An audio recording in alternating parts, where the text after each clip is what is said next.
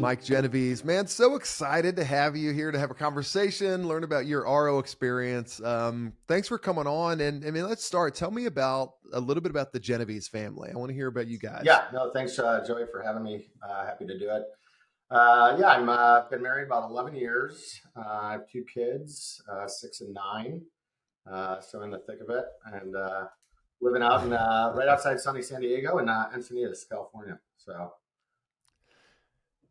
You could do worse than San Diego. That's from what and you fled the Chicago winters for San Diego. Is that right? I did. So I was born and raised in Chicago, and my wife lasted about two winters in Chicago, and then we said if we're not going to do it now, we'll never do it. So she was about 5 months pregnant. We moved out west, and been here 11 years.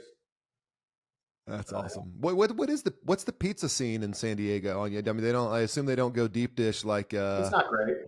like Gino's It's East. not Not not great. great. there are a couple of Chicago pizza chains, so it's not too bad.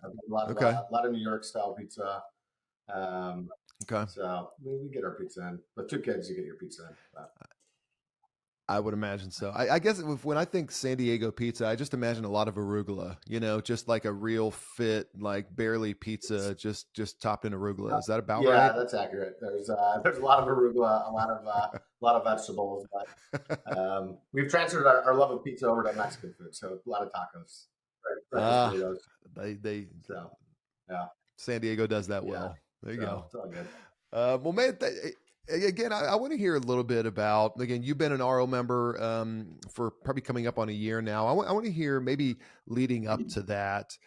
All of us have our stories. We have our stories of, missed an important moment. Our phone got in the way. I'd be curious, what comes to mind when you think of kind of one of those stories for you of, dang it, the phone got in the way. It could be funny. It could be, whatever it may be for you. Yeah, I have two stories that I tell my friends when they ask, "What is that box that you're putting your phone in?"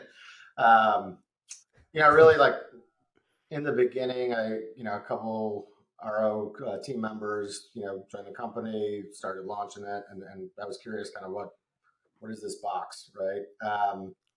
The more I read about it, the more I learned about it. Is really the thing that got me was when you think about it, your phone is really the only unregulated thing in your life, right? Like the way that I look at it, I mean, we talk about pizza, like I can't eat pizza every day, right? Like, you kind of see how much pizza you can eat or how many, how many beers you have or how much exercise you go and do, or you get your steps in, all that.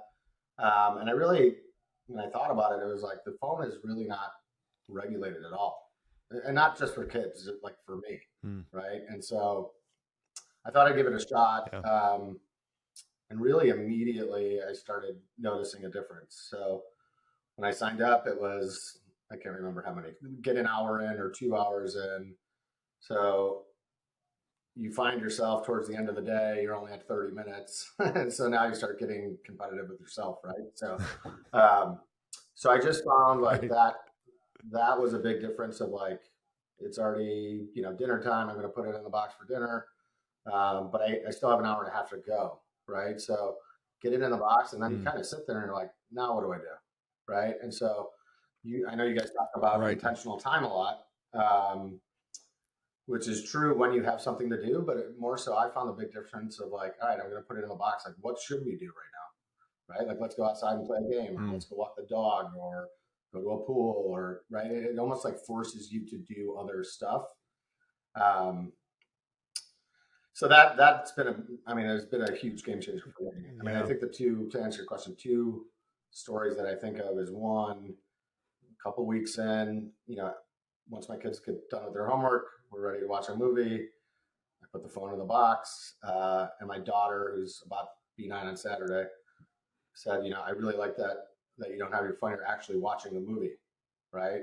And it was kind of eye opening to me because Wow. I didn't notice that, but as you're watching these ridiculous Mm. 6 and 9 year old shows, right? Like you pop on your phone, you get on social media. I mean, it's mindless interference, really, right? And so that was an eye Mm. opening thing for me. Is like she noticed, right? The Yeah. other story I have was we were at a golf tournament, and this is where it got in the way.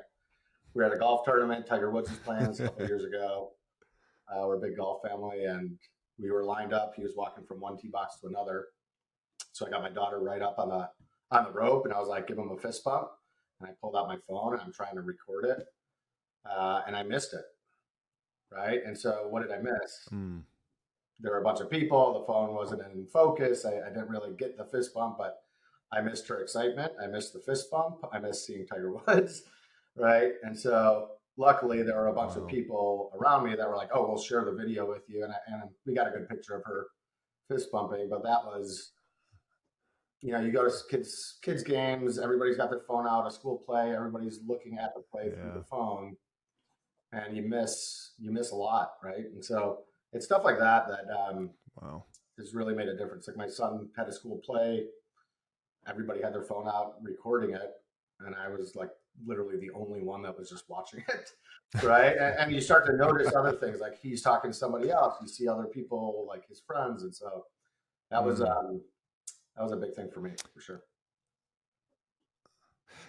It is an interesting thing, and by the way, this is for anybody who's familiar with Aro. None of our perspective comes from a place of self-righteousness. It's just from, you know, me making the exact same mistakes. Heath, a co-founder, making the exact same mistakes. The whole team, we've made mistakes, and that's why we're doing this. But so I say what I'm about to say with no self-righteousness, just in my own, you know, past failures. But it's funny to think about taking those videos of those moments, and it's almost like we're missing the moment so that we can experience it later. You know what I mean? Like we're taking a video of right now so that we can experience right now later instead of right now. You know what I mean? Yeah, for sure. I mean, it's just kind of an interesting thing we all do.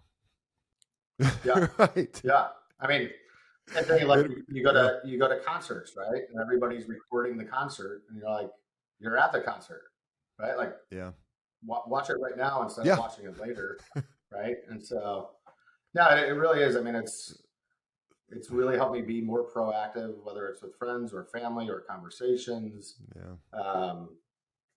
You know, it's just, and since being on kind of the Aro train, is like I started following other things on social media of like parenting and seeing like of the interviews that you've done, and like there's nothing worse now with Aro. I mean, everything is just better. You're more present.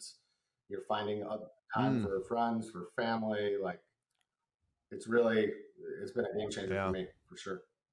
I'm curious your daughter's story, which I just love. The fact that she specifically noticed. I don't know. Actually, here's a question. Did you tell her that you were putting your phone away first, or did she just notice that on her own? No, she just noticed it. She just noticed that I didn't have it.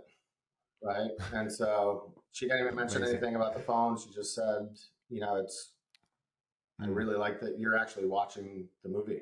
Right. Wow. When I first started with Aro, like they were wondering, why am I putting my phone in this box? Right. And I said, well, I put it away so then you and I can do stuff, or we can go and play, or, you know, and that's, my kids are 6 and 9 now, and like seeing things about, like reading about parenting and following social channels, right? Like I probably only have maybe 5 more years of like, there's Santa Claus and Tooth Fairy and that type of stuff. Right. Like eventually my daughter's 9, like it's only a couple of years before she wants to play with her friends more than me. Right. And you don't get that time back. And so that stuff like hit me pretty hard. And that's the whole thing, right? Like that's what they remember, is us hanging out, not the new bike or when she got it. It's actually riding the bike, right? And going on those bike rides, not the actual act of opening the present, right? And so just stuff like that, it makes you a lot more mindful. I will say it's kind of funny now that I'm using Aro, is like you notice how much other people are on their phones. Right? Like having a conversation, people put it face down on the table, right? A dinner party, it buzzes, they look up, and it's like mindless notifications, right? Like they left the garage door open, they're right, like stupid emails, and it just it really gets in the way, right? And so that's a big thing, is just if you can regulate it, you know, like I said, it's as you have these milestones of like, hey, you need to get 4 hours in today. 4 hours is sometimes Mm-hmm. tough, but I'm competitive with myself. So I'm like, I'm going Yeah. to make sure that I put that away and have enough time to go and do what I want to do. Yeah. Um, and you're not missing anything online. So I totally agree. And I love what you said earlier about this whole notion that because when you put your phone down, it's almost like, okay, that's a mental trigger for you. Okay, now this means I'm going to do something with intention. I'm going to do something by design, with your spouse or with your, maybe by reading a book by yourself with your kids, whatever it is. But it is a trigger for you to be like, okay, I'm going to go do the things that I want to be, do the things that a person that I want to be would do, which I really love that. I love that thought. And it is true, like, you said also you say maybe 5 more years with your kids and the, kind of the tooth fairy stage, as you put it, which I love. I was talking with a good friend of mine named Molly today, and Molly and I were saying, she said, I think success is when you make decisions that you won't regret later. And that's kind of, I mean, I don't know about you, but I am in a way driven by regret avoidance. mm-hmm. And that seems like what you're kind of implementing. Does that resonate? Yeah, no, for sure. I mean, you can talk to like my parents or aunts, uncles of like, times are just different, right? Like I work from home, so I see my kids a decent amount, but you talk to our parents and their generation of like, they're going to work at 8 and getting back at 7. And like, I wish I had more time. I wish I went to more games. I wish. So you just have Yeah. to, like, for me, I don't want to have to say those types of things, right? Like I don't, Yeah. and that's the thing too, is like after dinner, you put the phone in the box and then it's like, all right, well, what are we going to do? Like I have to come up with something. And you don't really realize it until you don't have Yeah. the phone of Right. like, what was I doing before? Right? Like, was I just on my phone or I check it or I Right. go or like maybe I play catch, but then I go inside because my phone buzzed or it rang or like, and so that's the stuff of, Mm. I find myself doing things with my kids that I didn't do a year ago. Let's go for a longer bike ride, right? Like, let's go get Oh. ice cream, Mm. right? Like, let's go instead of playing in the backyard, let's go to the park and play, right? Like, those types of things. Yeah. Um, I've noticed, my kids have noticed too, right? And that for me is, Yeah. that's the name of the game, right? Like, if they're noticing, then 100%. I think about it as like, what were they not telling me before? And maybe they just didn't notice, right? So it's that Mm. stuff that it's like I said before, like you're more proactive and everything is better. Everything is better with Aro. So there's a good Yeah. catchline for me. But it really, it's true. It's just Right. you have to make an effort, right? I mean, and it's really, it's simple, right? I would say the one other thing is like on the app too is there's categories, right? Family time, cleaning, work, whatever it may be. Like there's stuff on there that I don't do that I'm like, hey, maybe I should actually go and do this, right? Like go for a Mm. walk or read. Like I don't make time for reading. So it's like, all right, I'm going to set myself a goal. I'm going to read for 20 minutes or whatever, whatever it is. And so it's kind of expanding your horizons, which is really cool. Yeah. Yeah, because it is. People ask all the time, "What do I do when I put my phone down?" And it's a valid question because Mhm. we are accustomed to having it with this, and it doesn't always have to be a magical moment. As you know, it could be something mundane, it could be something small, but I do like that where you're kind of sharing. Okay, what else could I be doing with that? Um, so, Mike, I'm curious. There are probably a bunch of other people, kids in same range as yours, 6-year-old, 9-year-old. What about but other parents who might be listening today who are maybe in your stage of life? What kind of, when it comes to phones and families and all this whole topic, what kind of encouragement or advice would you give to somebody in your situation who maybe has kids your Yeah. age when it comes to phones and families? Yeah. I mean, for me, I mean, my daughter's 9 and she's already asking for a phone. um, and she's not going to get one. But that is like, that made me think of like there's only a certain amount of years before she has a phone, right? Like she has an iPad, and we kind of try to Mm. regulate how much she's on it, and you got to do reading before you can watch videos or a show. But you can't bring that with her, so she's not bringing that to the park. She's not bringing that to the pool, right? She's leaving that at Right. home. But those days are few and far between, right? Like in a couple of years, I'm going to hold off as long as I can, but a couple of years they're going to be the ones that's on the phone constantly. And you can see parents of kids that are older than mine, they get annoyed with their kids because they're always on the phone or they're always texting. And so it's taking advantage of that is like, setting up good habits too, I think is paramount, right? Like I try to get my kids to make their bed and get their lunch ready or fill their water bottle, put their shoes away, like very small stuff. And after you do it for a week or two, like my son is 6, every day he comes home, he puts his shoes in the cubby, right? Like that wasn't happening a couple months ago. Yeah. It's the same thing with a phone, right? So like if you start teaching those habits early, it's just better for everybody,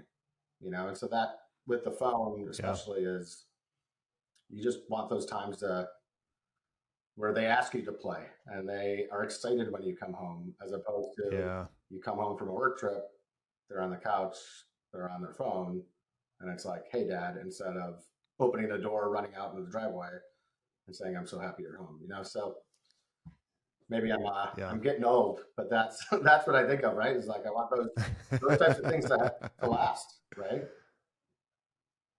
Yeah. Sounds to me like you're growing wise, not old. A little bit of both.